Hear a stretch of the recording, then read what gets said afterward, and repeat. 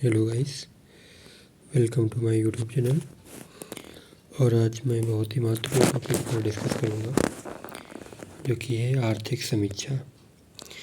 दोस्तों, आर्थिक समीक्षा 31 जनवरी को प्रतिवर्ष जारी की जाती है, जो कि बजट का पार्ट होती है। इसके बाद बजट जारी होता है।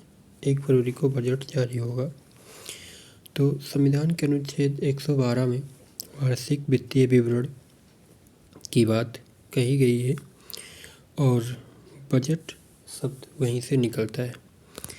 तो आइए हम आज जो आर्थिक समीक्षा जारी की गई है उसके मुख्य बातें क्या हैं उन पर चर्चा करेंगे। दोस्तों, आर्थिक समीक्षा बहुत सारे पेज में होती है, 400-500 पेज या इससे ज़्यादा भी हो सकती है। तो उतनी चीज़ों को पढ़ना संभव नहीं होता है। मैंने PIB से, जो कि बहुत ही ऑथेंटिक एजेंसी है, तो वहाँ से ये स्रोत लिया है। कोई भी डाउट अगर आपको है तो आप वहाँ से देख सकते हैं। तो आइए डिस्कस करते हैं। टॉपिक पर आने से पहले मैं ये बता दूं कि अगर आप इस चैनल पर पहली बार आए हैं तो चैनल को सब्सक्राइब करिए, कमेंट करिए, लाइक करिए और शेयर भी करिए। और अगर आप इसी तरह की महत्वपूर्ण वीडियो पाना चाहते हैं तो बिल्कुल बिना सोचे सब्सक्राइब कर लीजिए और अपने दोस्तों को भी बताइए। ठीक है, आते हैं हम अपने टॉपिक पर। तो हमारा जो टॉपिक है आर्थिक समीक्षा की 2021-22 की मुख्य बातें। तो इसमें जो पहला पॉइंट है वो यही है कि आर्थिक समीक्षा 2021-22 का मूल विषय त्वरित दृष्टिकोण है। क्या है? त्वरित दृष्टिकोण। ये जो है इस बार का मूल विषय है। इसके बाद अगर बात करें तो विश्व बैंक, एशियाई विकास बैंक, अंतर्राष्ट्रीय मुद्रा कोष के अनुमानों के अनुसार भारत 2021 से 24 के दौरान विश्व की प्रमुख तीव्रगामी अर्थव्यवस्था बना रहेगा, ऐसा अनुमान लगाया गया है। भारतीय अर्थव्यवस्था 2021-22 में 9.2% वास्तविक वृद्धि दर्ज करेगी।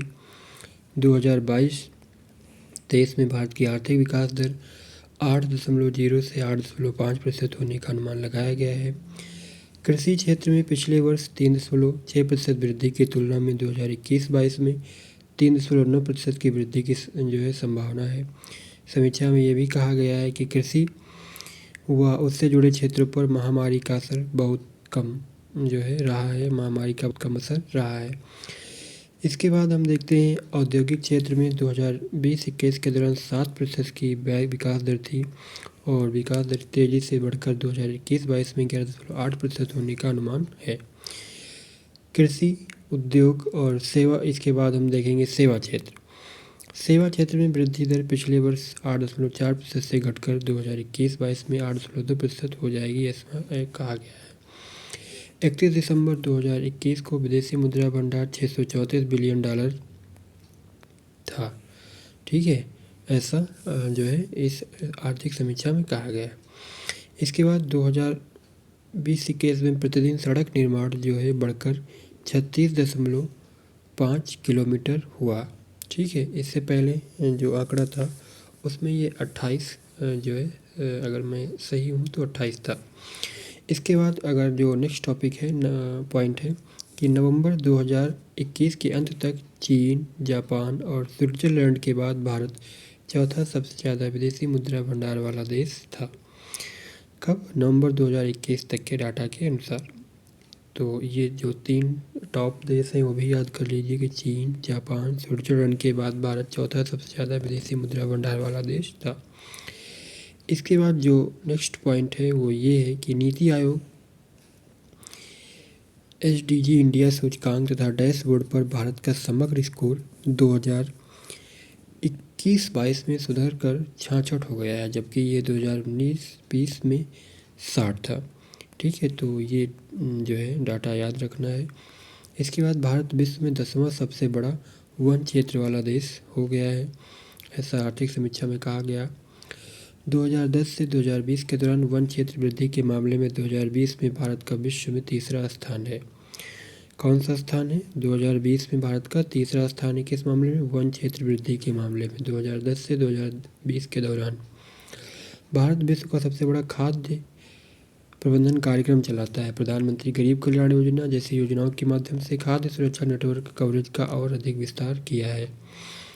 इसके बाद अगर स्टार्टअप की बात करें तो 44 भारतीय स्टार्टअप्स ने 2021 में यूनिकॉर्न का दर्जा प्राप्त किया है। इससे यूनिकॉर्न स्टार्टअप की कुल संख्या 83 हो गई है। इनमें अधिकांश सेवा क्षेत्र में है।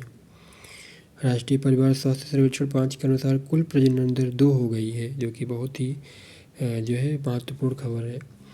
सामाजिक सेवाओं के स्वास्थ्य, शिक्षा और अन्य पर जीडीपी के अनुपात की केंद्र और राज्यों का व्यय जो 2014-15 में 6.2% था, 2021-22 में बजट अनुमान से बढ़कर 8.6% हो गया है।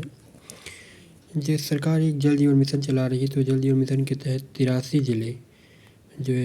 जिले क्या हो गए हैं, हर जल घर बन गए हैं। तो ये बहुत ही महत्वपूर्ण डाटा मैंने आपके साथ शेयर किया। मैंने यहाँ पर एक विदेशी मुद्रा भंडार का एक ग्राफ भी लगाया है, जो कि पीआईबी से ही लिया है। ये सारा का सारा डाटा पीआईबी से लिया गया है। कोई भी डाउट हो आप कमेंट कर सकते हैं, और किसी भी प्रकार का कोई क्वेश्चन हो आप कमेंट के ज़रिए पूछ सकते हैं। और भी जो महत्वपूर्ण ग्राफ हैं उनसे संबंधित एक वीडियो में पीआईबी से डाउनलोड करके फिर डाल दूँगा। और ये आर्थिक समीक्षा से संबंधित वो महत्वपूर्ण बिंदु हैं जो संभवतः आने वाले एग्जामों में कहीं न कहीं से यहाँ से प्रश्न बनना बिल्कुल श्योर ही है, निश्चित ही है, क्योंकि डाटा ज़्यादातर परीक्षा में पूछा जाता है। और यहाँ पर मैंने लगभग सभी महत्वपूर्ण बिंदुओं को डिस्कस किया है। फिर भी आर्थिक समीक्षा बहुत बड़ी होती है, तो इसमें समग्र चीज़ें कवर नहीं हुई हैं। हम एक नेक्स्ट पार्ट भी लेकर आएंगे। तब तक के लिए आप बने रहिए हमारे चैनल पर इसी तरह की बात पाने के लिए। और अगर आप ये चैनल पहली बार आए हैं तो सब्सक्राइब भी करें, दोस्तों के साथ शेयर करें, और जहाँ भी रहें अपना ख्याल रखें, क्योंकि आपका ख्याल आपसे बेहतर कोई नहीं रख सकता। थैंक यू दोस्तों, thank you for watching the video, thank you so much.